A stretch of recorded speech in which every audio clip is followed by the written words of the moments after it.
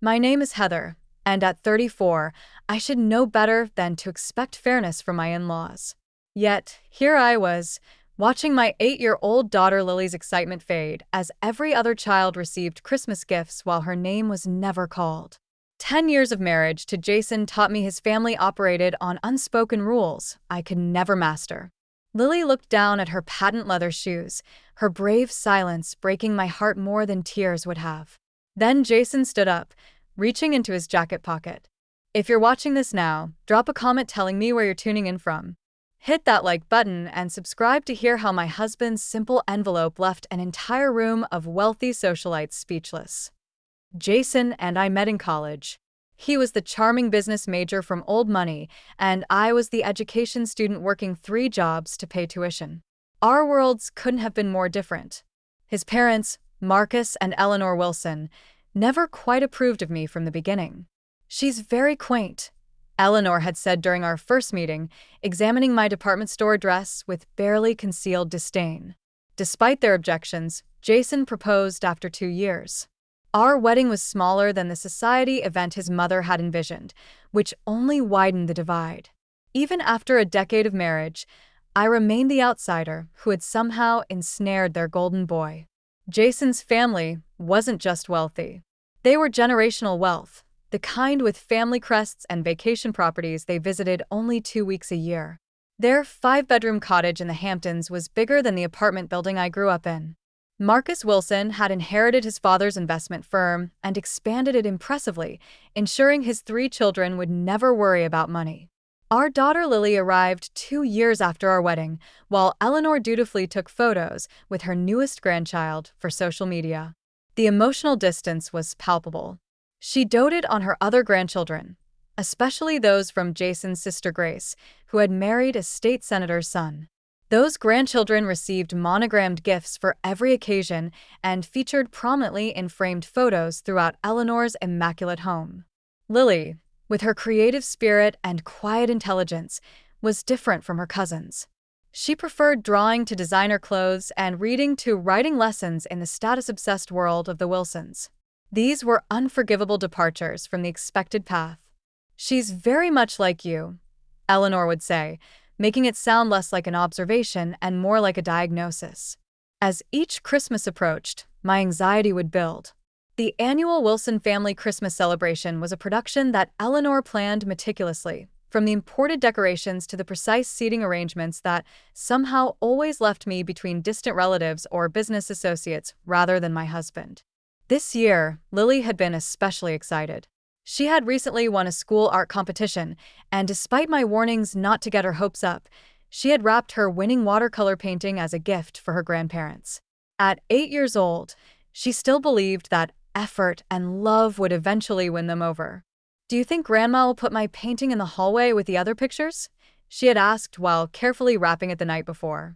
"That would be lovely," I answered noncommittally, not wanting to crush her spirits. Jason remained the eternal optimist about his family. "They're getting better," he would insist after each strained interaction. "They just express love differently." The morning of the Christmas gathering, Lily woke up at dawn, already bubbling with excitement. She insisted on wearing the red velvet dress Eleanor had sent last year, though it was slightly too small now. "Grandma gave it to me," she explained, as if wearing it might finally earn the approval she craved. The drive to the Wilsons' sprawling colonial home in Greenwich took nearly an hour. With each mile, I could feel myself tensing, while Jason maintained a cheerful commentary about family members we would see. Lily sat in the back, her wrapped painting balanced carefully on her lap, rehearsing what she would say when she presented it. As we pulled into the circular driveway lined with luxury vehicles, Jason squeezed my hand. "This year will be different," he promised. "Trust me." I nodded, not believing him but appreciating the gesture. The massive wreath on the front door featured gold and cream ribbons that matched the garlands wrapped precisely around each column. Everything about the house screamed perfection and wealth, including the uniformed staff who opened the door before we could even ring the bell. Eleanor Wilson appeared immediately, her silver hair perfectly coiffed, wearing a designer outfit that probably cost more than our monthly mortgage payment. "Jason, darling," she exclaimed, embracing her son while air-kissing near his cheek. "So glad you made it safely." She then glanced at me with a practiced smile. "Heather, that sweater is festive." Before I could respond, she bent slightly toward Lily. "And Lily, my goodness, how you've grown." The other children are in the playroom. Margot is showing everyone her new riding ribbons. Lily hesitated, clutching her wrapped painting, but Eleanor had already turned away to greet another arriving family. Jason nodded encouragingly at our daughter. "Go ahead, sweetheart. We'll be right here." As Lily reluctantly headed toward the playroom, I took a deep breath and prepared for another Wilson family Christmas. The Wilson home had been transformed into what could only be described as a Christmas showroom. A 14-foot tree dominated the main living room, adorned with antique ornaments and coordinated ribbons that matched the overall cream and gold theme. Garlands draped every doorway, and arrangements of white roses and evergreens sat on every surface. It was beautiful, but sterile, lacking the warmth and joy that Christmas decorations usually bring. As we moved through the house, various family members greeted Jason with genuine enthusiasm while offering me polite but distant acknowledgments. Jason's sister, Grace, immediately pulled him into conversation about their recent family vacation to Aspen, pointedly not asking why we hadn't joined them, though we both knew it was because we hadn't been invited. "Heather, you look well," Grace said, finally turning to me. Her gaze flickered over my outfit, a red cashmere sweater and black slacks that had seemed perfectly appropriate at home but now felt woefully inadequate. "Have you done something different with your hair?"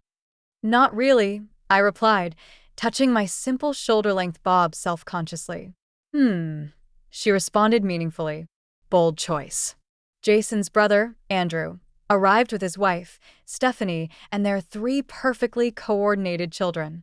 Andrew was the most tolerable of Jason's siblings, occasionally making an effort to include me in conversations. Stephanie, however, was cut from the same cloth as Eleanor. "Heather." Stephanie air-kissed near both my cheeks. "We missed you at the charity gala last month. Though I suppose teaching must keep you so busy. It's admirable how you insist on working." The implication was clear. The other Wilson wives didn't need to work. My job as an elementary school art teacher was viewed as a quirky hobby rather than a career I was passionate about. "I love teaching," I said simply, refusing to apologize for my profession. I made my way to the bar setup in the corner, desperately needing something to take the edge off. The bartender, an actual hired bartender for a family gathering, prepared me a glass of white wine. "Make it a double," came a voice beside me. It was Diana, Andrew's sister-in-law from his wife's side, who always seemed as uncomfortable at these gatherings as I was. If I have to hear Eleanor talk about her summer in Provence one more time, I might need the whole bottle. I smiled gratefully at the ally. "How long have you been here?" 45 excruciating minutes, she replied. "I've already been asked if I've considered Botox and informed that my dress would be more flattering if I wore shapewear." I winced in sympathy, and we clinked glasses in silent solidarity. Across the room, I spotted Lily emerging from the playroom, looking slightly dejected. I excused myself from Diana and made my way over. "Everything okay, sweetie?" I asked quietly. She shrugged. "Margot says my dress is from last year's collection. And Emma said her mom said you can't afford to put me in the right schools." My blood boiled, at 8-year-olds already parroting their parents' snobbery, but I kept my face neutral. "Well, those aren't very kind things to say, are they? Where's your painting?" "I put it under the tree with the other presents," she said. "Grandpa Marcus said, all gifts go there." I nodded, spotting the carefully wrapped package among the professionally wrapped presents in matching paper. The comparison made my heart ache. Eleanor appeared, champagne flute in hand. "Lily, darling, the children are having dessert in the kitchen. Why don't you join them?" As Lily walked away, Eleanor turned to me. "Heather, I've been meaning to ask, have you considered St. Margaret's for Lily? All the grandchildren attend. Of course, it's quite selective, but perhaps Jason could speak with the admissions director." "Lily loves her school," I replied, maintaining my composure. "She's thriving there." Eleanor sighed as if I disappointed her yet again.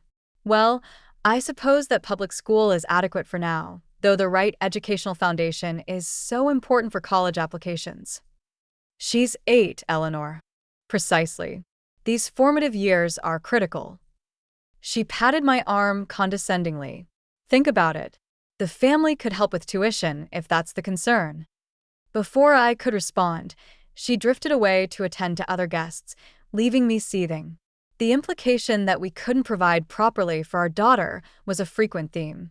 Despite the fact that Jason had a successful career and we lived comfortably, we simply didn't flaunt our finances or live by the Wilson family's materialistic standards.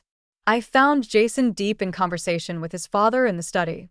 Marcus Wilson was imposing even at 70, with a full head of silver hair and the confidence of a man accustomed to being obeyed. They fell silent as I entered. "Am I interrupting?" I asked. "Not at all," Jason said quickly, though Marcus's expression suggested otherwise. "Just discussing some family business," Marcus said dismissively. "Eleanor is probably looking for help with dinner preparations." The suggestion that I should be helping in the kitchen rather than participating in family business wasn't subtle. I'd long ago realized that in Marcus' world, wives were decorative accessories meant to enhance their husbands' images, not equal partners. "Actually," Jason interjected, "I was just telling Dad about Lily's art competition win." Marcus' expression remained impassive. "Yes, very nice. Though Grace's Emma has been accepted to the Junior Symphony Orchestra. Only 8 years old and already playing violin at a 6th grade level.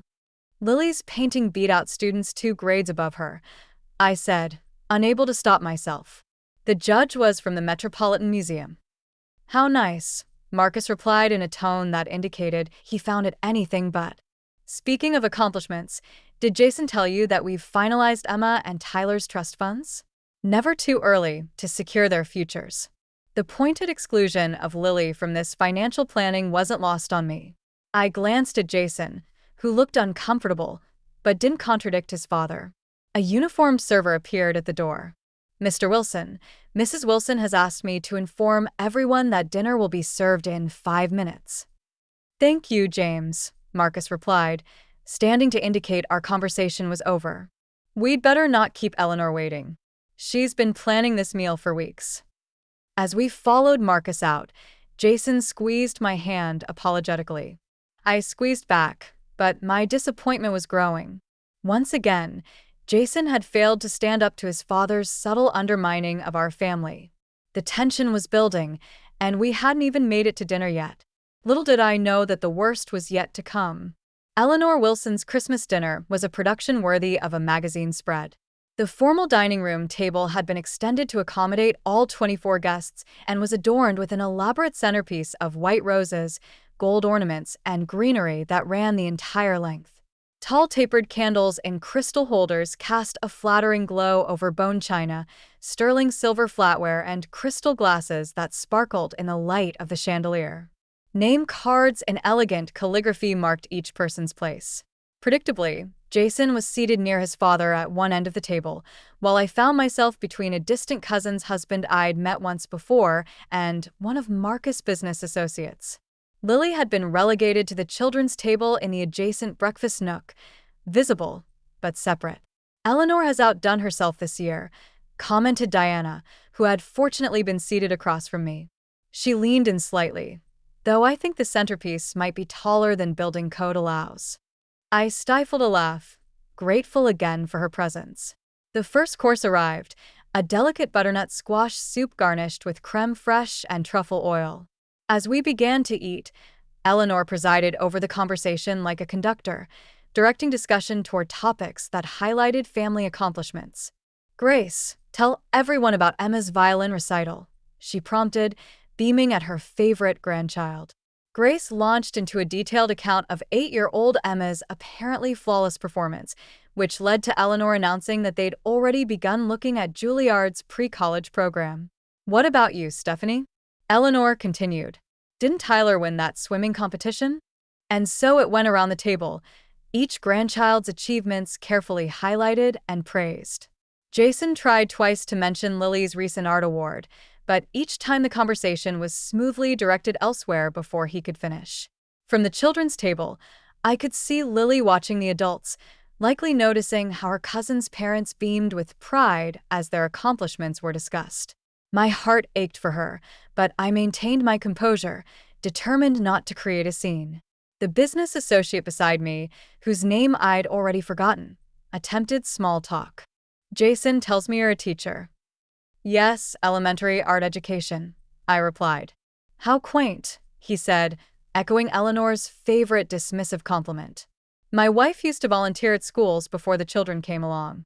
She found it quite fulfilling to give back. I bit my tongue against pointing out that teaching was my career, not a charitable hobby. Instead, I nodded politely and turned my attention to my plate. By the time the main course arrived, a perfectly cooked beef Wellington with roasted vegetables and potatoes dauphinoise, the conversation had turned to vacation properties. Grace and her husband were considering a second home in Vail to complement their beach house in the Hamptons. Andrew and Stephanie had just returned from viewing potential properties in Tuscany. "What about you, Jason?" Eleanor asked. "Still in that starter home? It's been, 8 years now." Our 3-bedroom colonial in a good school district was hardly a starter home, but by Wilson standards, it might as well have been government housing. "We love our neighborhood," Jason replied diplomatically.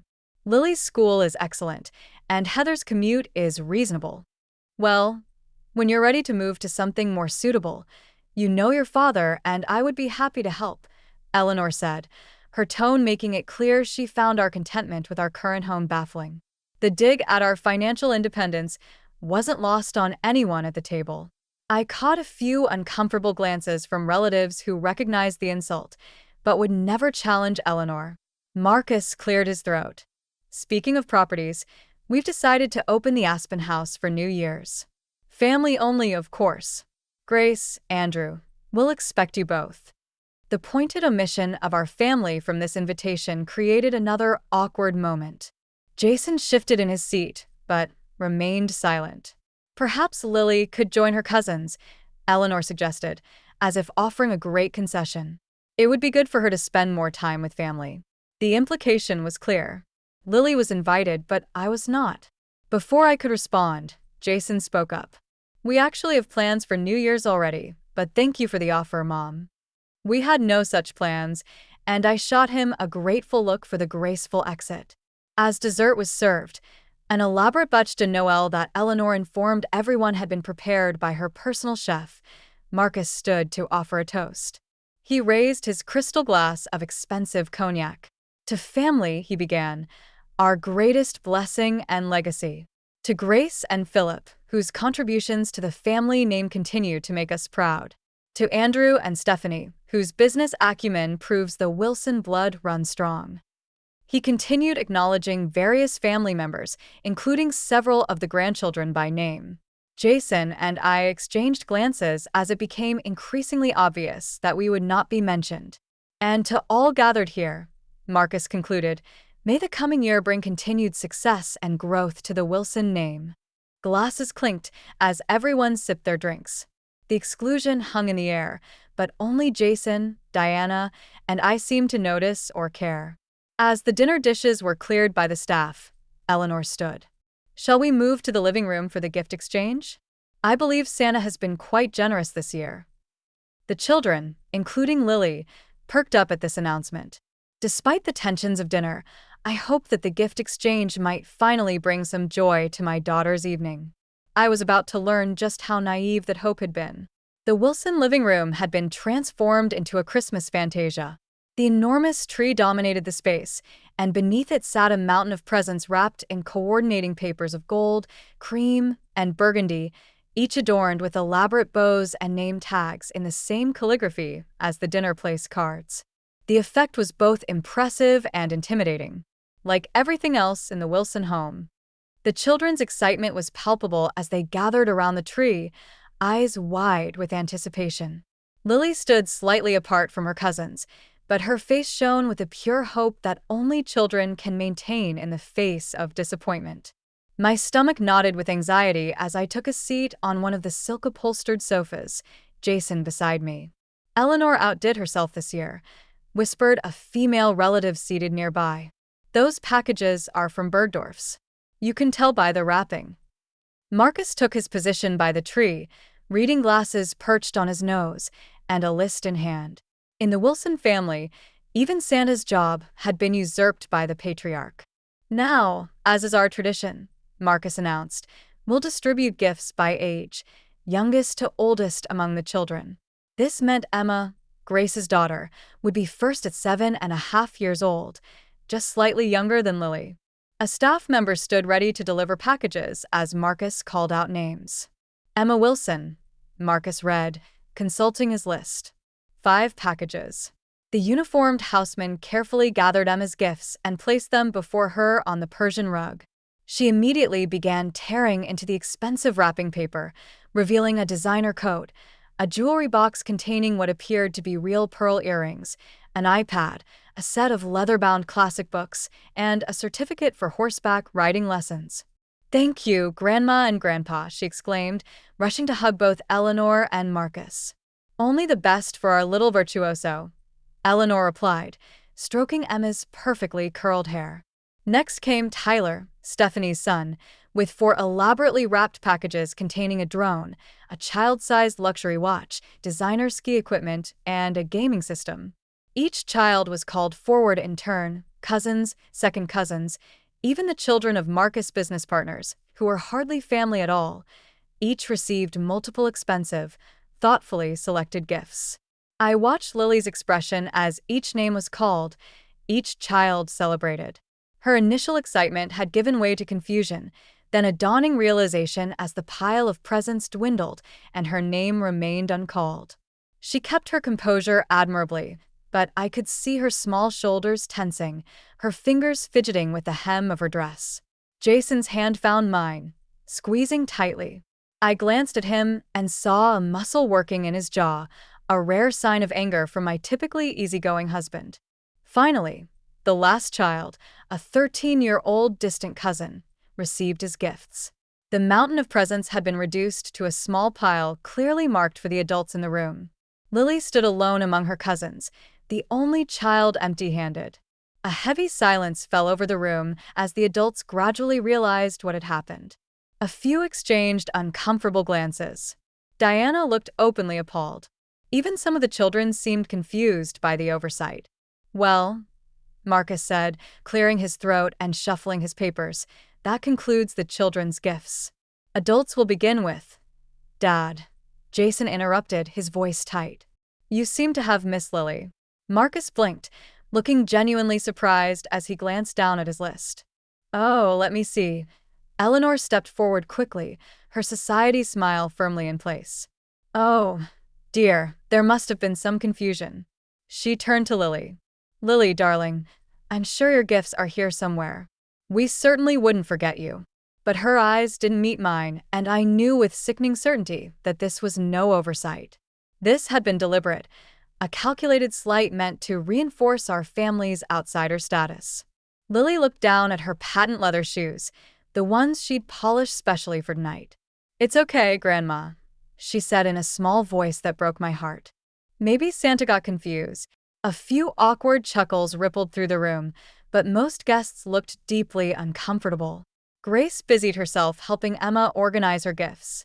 Stephanie suddenly became very interested in the ornaments on the tree.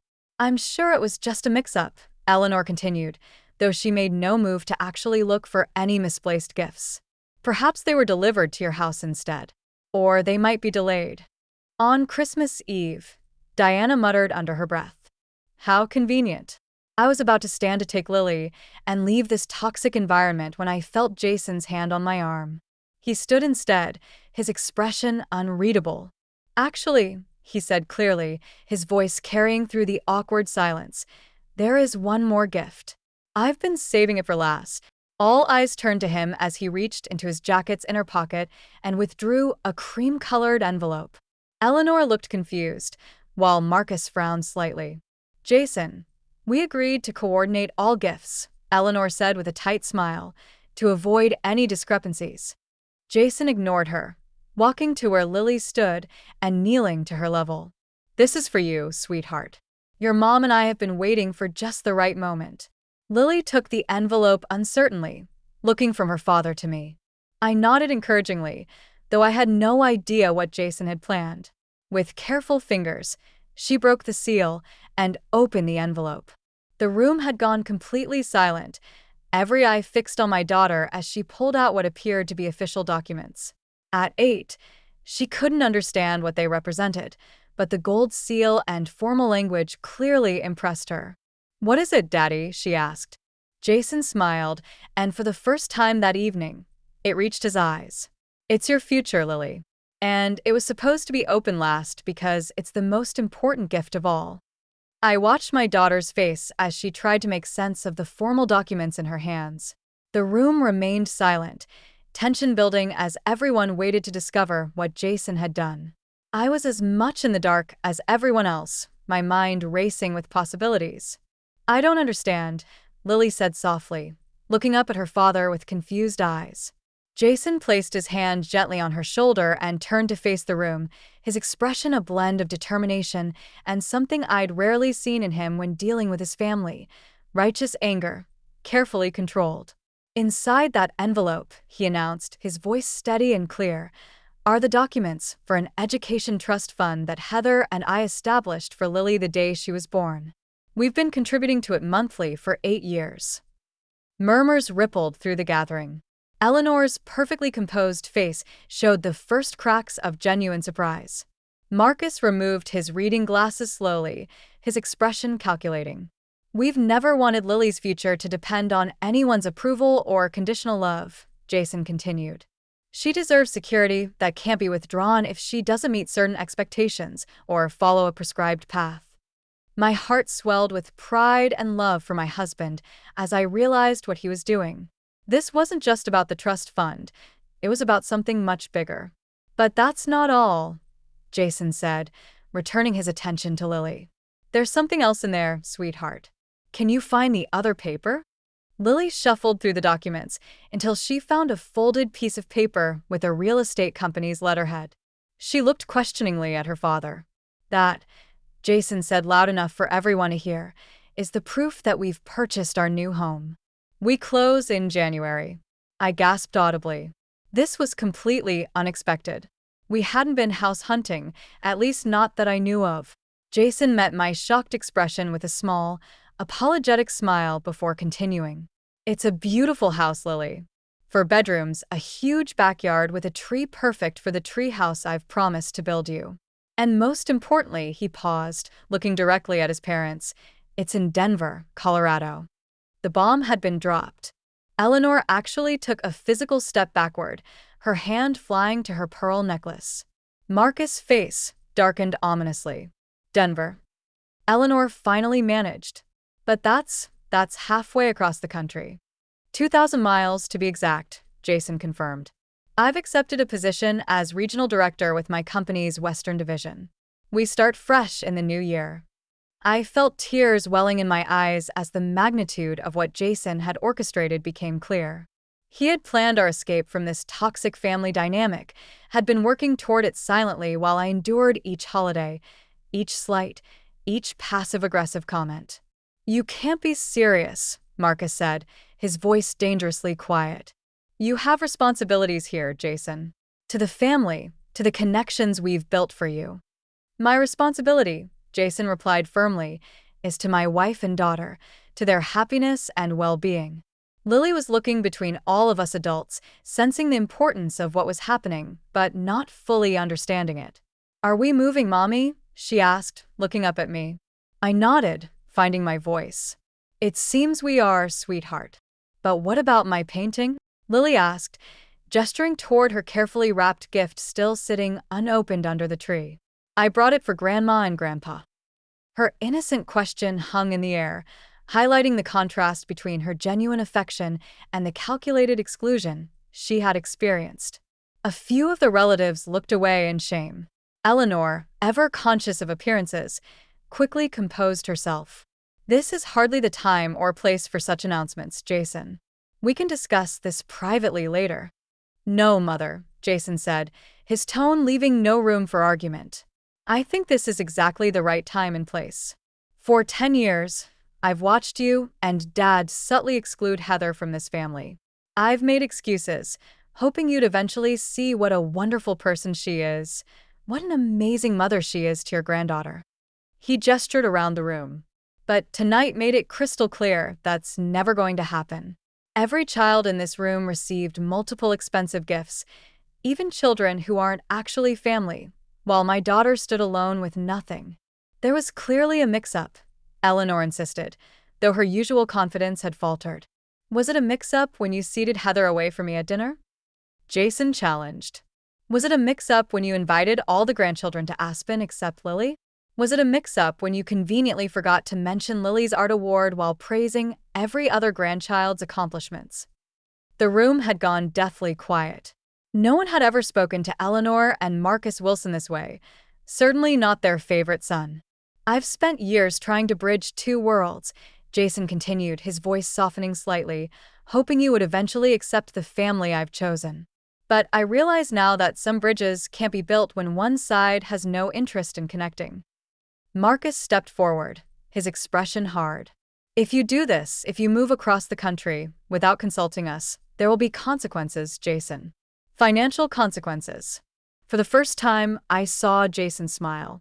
Not his usual accommodating smile, but something stronger and more genuine. I'm well aware of that, Dad. The thing is, Heather and I have never needed your money. We've built our own security on our terms. He turned to Lily, who was watching with wide eyes. What we're giving you, Lily, isn't just money for college or a new house. It's freedom. Freedom to be exactly who you are, without having to earn love through achievements or conformity. I could no longer hold back my tears as I moved to stand beside my husband and daughter. Whatever came next, we would face it together. We should go, I said quietly to Jason. He nodded, then addressed the silent room once more. Merry Christmas, everyone. Lily, would you like to give Grandma and Grandpa your gift before we leave? Lily hesitated, then nodded. She retrieved her carefully wrapped painting from under the tree and approached her grandparents with dignity remarkable for her 8 years. She held it out to Eleanor. I made this for you, she said simply. I won first place. Eleanor took the package automatically, looking genuinely conflicted for perhaps the first time since I'd known her. Thank you, Lily, she said, her voice uncharacteristically subdued. As the three of us turned to leave, an unexpected voice broke the silence. Wait, said Andrew, Jason's brother, rising from his seat. This is wrong. All of it. I tensed, expecting another attack. But Andrew surprised me by continuing. Jason's right. This family has become about appearances and achievements instead of actual love and support. He looked at his own children, then back at his parents. Is this really the legacy you want to leave? Grandchildren who think they're only valuable for what they accomplish. Eleanor's face flushed with anger. Andrew, this is hardly the time. It's exactly the time, he interrupted. Because if Jason leaves like this, with these feelings unresolved, you'll lose him. You'll lose all of them. Is that what you want? For a moment, I thought Andrew's words might break through. I saw something flicker in Eleanor's eyes. Perhaps regret, perhaps just calculation. But Marcus stepped forward, placing his hand on his wife's shoulder. We've indulged Jason's unconventional choices for years, he said coldly. If he chooses to turn his back on this family now, that's his decision. Jason nodded, as if Marcus had confirmed something he already knew. Goodbye, Dad. Mom. He took my hand in one of his, Lily's in the other. Let's go home. As we walked out of the Wilson mansion, I felt a strange mixture of heartbreak and liberation. Behind us, I could hear raised voices as the carefully maintained facade of family harmony crumbled in our wake. In the car, Lily climbed into the back seat, still clutching the envelope with her trust fund documents. Are Grandma and Grandpa mad at me? She asked in a small voice. Jason met my eyes over the center console, both of us struggling with how to answer. Finally, I turned to look at my daughter. No, sweetheart, I said. They're not mad at you. Sometimes adults make mistakes because they're so focused on what they think is important that they miss what's actually important. Like my painting? She asked. Exactly like your painting, Jason confirmed, starting the engine. But you know what? I think we should frame it and hang it in our new house in Denver. What do you think? Lily considered this, then nodded. I can make another one. I'm getting better all the time. As we drove away from the Wilson mansion, the Christmas lights growing distant in the rearview mirror, I reached for Jason's hand. There would be time later to discuss everything: the trust fund, the house, the job in Denver, all these enormous decisions he had made. But in that moment, all I felt was gratitude and love for the man who had finally chosen us unequivocally and publicly over the toxic environment of his family. Thank you, I whispered. He squeezed my hand. Merry Christmas, Heather. From the back seat, Lily's voice piped up. Can we still have Christmas tomorrow? Absolutely, I assured her. In fact, I think this might be our best Christmas ever. As we drove home through the snowy night, I realized that Jason's envelope hadn't just contained documents. It had contained our freedom. The drive home was quiet, each of us lost in our own thoughts. Lily eventually dozed off in the back seat, emotionally exhausted from the evening. I had dozens of questions swirling through my mind, but I waited until we were almost home before breaking the silence. How long have you been planning this? I asked softly. Jason glanced at me, then returned his eyes to the road. The trust fund? Since the day Lily was born. The move to Denver? About 6 months. 6 months. I repeated, stunned. Why didn't you tell me? He sighed, his hands tightening on the steering wheel. I wanted to be sure everything was in place first. The job, the house. I was going to tell you tomorrow as your Christmas gift. Tonight wasn't how I planned to announce it. What made you decide to do it now, like that? When I saw Lily standing there, the only child without gifts, something just broke inside me. His voice grew rough with emotion.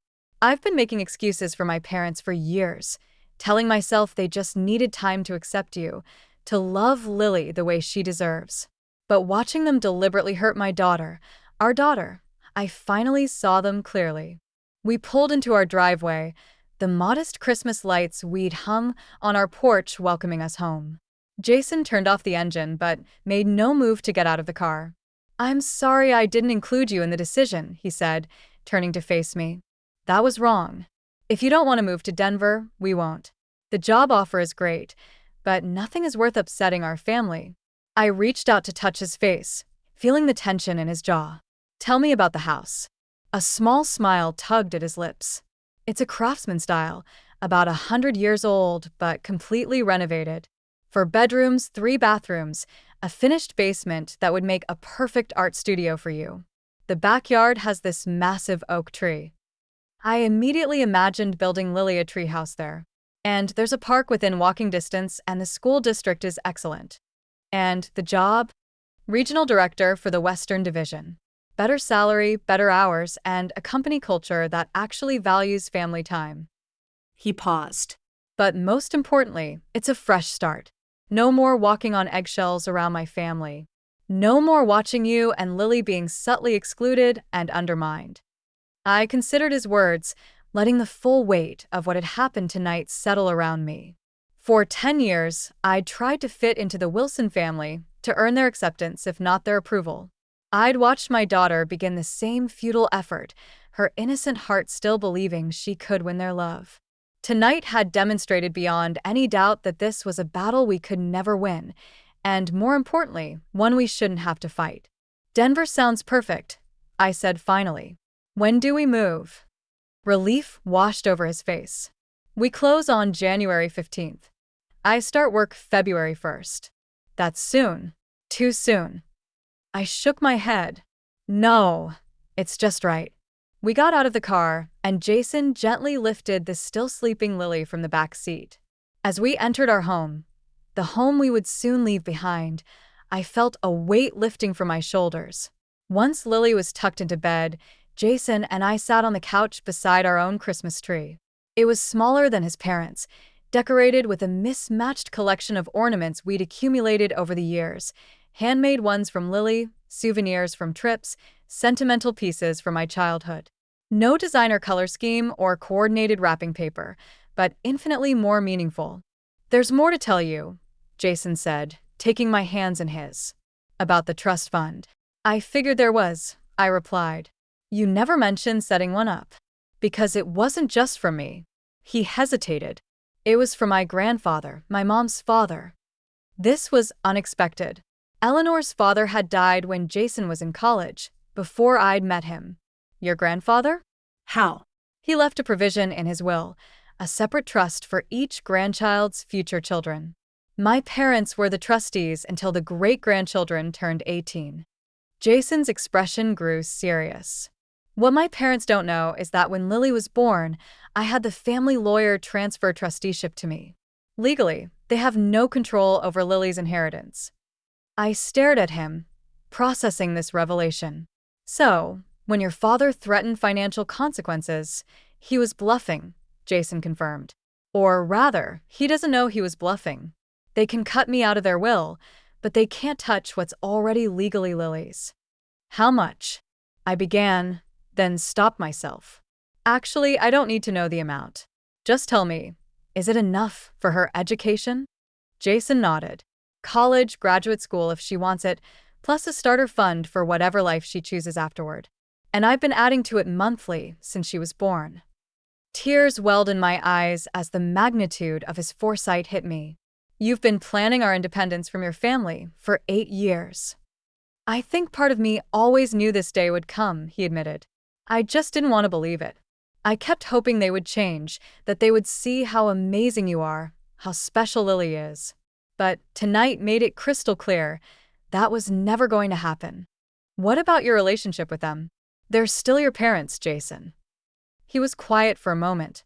I'm not cutting them off completely, but I am establishing boundaries. Clear, non-negotiable boundaries. If they want to be part of our lives, they'll need to respect you as my wife and treat Lily with the same love and consideration they show their other grandchildren. Do you think they'll ever come around?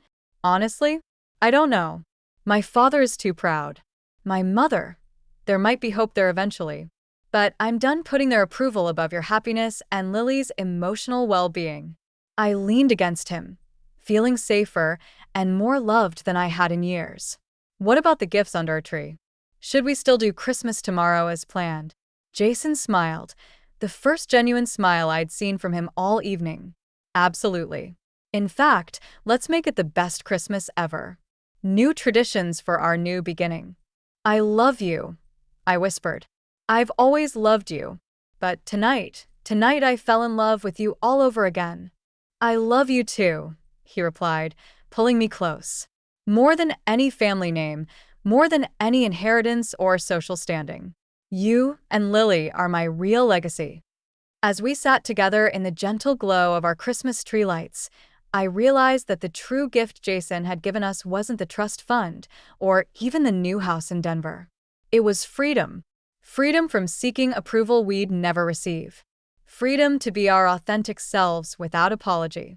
The envelope had contained far more than documents. It had contained our future. Christmas morning dawned bright and clear, sunlight reflecting off fresh snow that had fallen overnight. I woke to find Lily already up, sitting at the foot of our bed with barely contained excitement. Is it time yet? She whispered loudly when she saw I was awake. I glanced at the clock, 6:30 a.m., and nudged Jason. Santa's been here, I told Lily with a smile. Why don't you go down and check out your stocking while Dad and I get up? She needed no further encouragement, racing out of the room and down the stairs. Jason groaned, rolling over to face me. Merry Christmas, he mumbled, still half asleep. Merry Christmas, I replied, kissing him lightly. Ready for our last Christmas in this house. The events of the previous night came flooding back, and he sat up, suddenly alert. Are you really okay with all of this? The move, the job change, everything. More than okay, I assured him. I feel like I can finally breathe. Lily's excited call from downstairs interrupted any further conversation.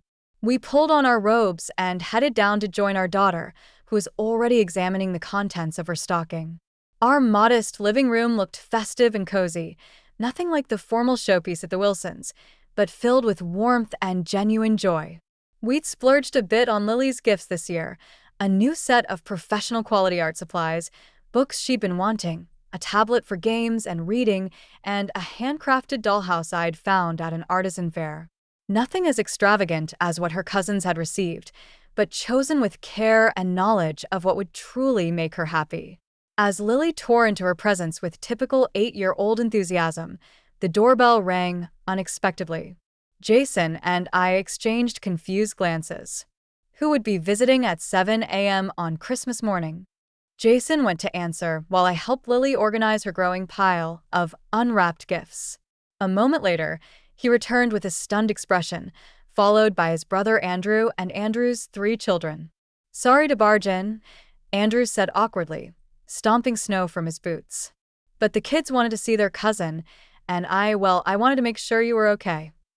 "We're fine," Jason assured him, though his surprise was evident. "What about you? Won't Mom and Dad be expecting you for Christmas breakfast?" Andrew's expression hardened slightly.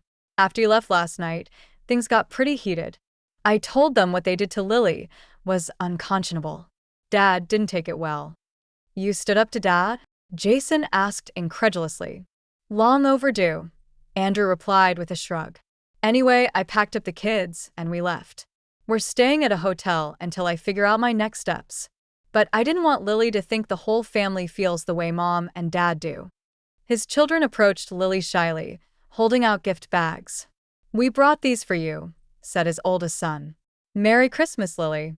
Lily looked to me for permission, and I nodded, touched by the gesture. Inside the bags were thoughtful gifts: art supplies, books, and a handmade friendship bracelet from Andrew's daughter. "Thank you," Lily said, her face lighting up. She immediately ran to her room and returned with some of her own drawings, which she presented to her cousins. "I didn't have time to wrap them. They're perfect," Andrew assured her, examining the artwork with genuine appreciation. "You're very talented, Lily." As the children settled in the living room, comparing gifts and chatting, Andrew pulled Jason and me aside. "There's something else you should know. Mom showed up at my hotel room at midnight." "What did she want?" Jason asked warily. "To convince me to come back today, to maintain appearances." Andrew shook his head. "When I refused, she actually broke down. I've never seen her like that. She said she didn't mean to hurt Lily, that she just wanted to motivate you to return to the fold, or some such nonsense." "Emotional manipulation," I murmured. "Exactly," Andrew agreed. "But here's the thing. I think for the first time, she's realizing her tactics aren't working anymore. That she might actually lose her children and grandchildren over this." "It's too little, too late," Jason said firmly. "We're moving to Denver. The decision is made." "I know, and I support that," Andrew replied. "You need to do what's right for your family. I just thought you should know that there might be some cracks in Mom's perfect facade." "Dad, on the other hand, is furious," Jason finished for him. "Livid," Andrew confirmed. "He's talking about changing the will, removing you from the family business holdings, the whole 9 yards. Jason exchanged a look with me before responding. "I expected as much. It doesn't change anything." The doorbell rang again, and this time I went to answer it, half expecting to find Eleanor or Marcus on our doorstep. Instead, I found Diana, Andrew's sister-in-law, and my ally from the previous night's dinner. "I hope it's not too early," she said apologetically, clutching a gift bag. "I just wanted to drop this off for Lily and to tell you both how much I admired what you did last night." I welcomed her in, genuinely pleased to see her. The morning continued with more unexpected visitors: Jason's cousin Michael and his wife, who had always been friendly to me, a few family friends who had witnessed the previous night's confrontation and wanted to express their support. And finally, to my complete surprise, Jason's sister, Grace. Unlike the others, Grace didn't bring a gift or words of support. She stood awkwardly in our entryway, designer coat still buttoned, as if uncertain of her welcome. "Mom sent me," she admitted. "She wants you to come back for Christmas dinner. She says last night was a misunderstanding, that Lily's gifts must have been misplaced." Jason's expression hardened. "We both know that's not true, Grace." Grace had the grace to look uncomfortable. "It's what she's telling everyone. Dad's furious about Andrew leaving, too. The whole family Christmas is falling apart. And they need you both there to save appearances." "That's not our problem," I said quietly but firmly. "We're having our own Christmas right here." Grace looked around our living room, taking in the modest decorations, the scattered wrapping paper, the children playing together on the floor. For a moment, something like envy flashed across her face. "You're really going through with this? Moving to Denver?" "Yes," Jason confirmed. "And building a life based on love rather than obligation or appearance." Grace nodded slowly. "I should get back. Emma has a recital this afternoon." She turned to leave, then paused. "For what it's worth, I am sorry about Lily's gifts. That wasn't my decision." After she left, Jason and I exchanged glances, both recognizing that while not exactly an apology, it was perhaps the beginning of understanding. The day continued with an impromptu gathering. Andrew and his children stayed for breakfast, which turned into lunch, which extended into an afternoon of board games, conversation, and the kind of genuine family connection that had been missing from the Wilson formal gatherings. Diana joined us, bringing additional food and a bottle of champagne to toast new beginnings. As evening fell and our unexpected guests prepared to leave, Andrew pulled Jason into a final conversation by the door. I couldn't hear what was said, but the brothers embraced warmly before parting. "What was that about?" I asked as we closed the door behind the last visitor. "He's thinking of moving, too," Jason replied with a hint of surprise. "Not to Denver, but away from here," he said. Seeing us stand up to Mom and Dad made him realize how much he's compromised his own happiness to meet their expectations. I shook my head in wonder. One envelope really did change everything. "Not the envelope," Jason corrected me. "The decision to prioritize what truly matters." Later that night, after Lily had gone to bed, exhausted but happy from her unexpected cousin time, Jason and I sat together on the couch, the Christmas tree lights casting a soft glow over the room. "I've been thinking about what to do with Lily's painting," I said. "The one she gave your parents." "What about it?" "I'm going to ask her to make a new one. A special one for our new house in Denver. I want it to be the first thing we hang on the wall." Jason smiled, pulling me closer.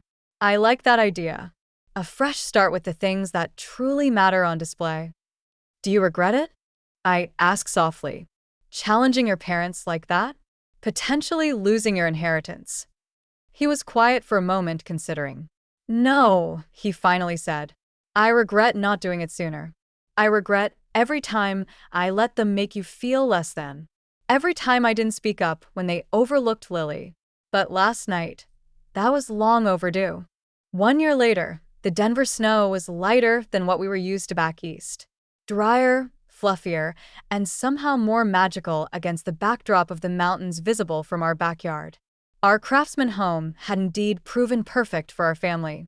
With Lily's treehouse now complete in the massive oak tree and my art studio set up in the finished basement, Jason's new job had given him the work-life balance he'd always wanted but never prioritized.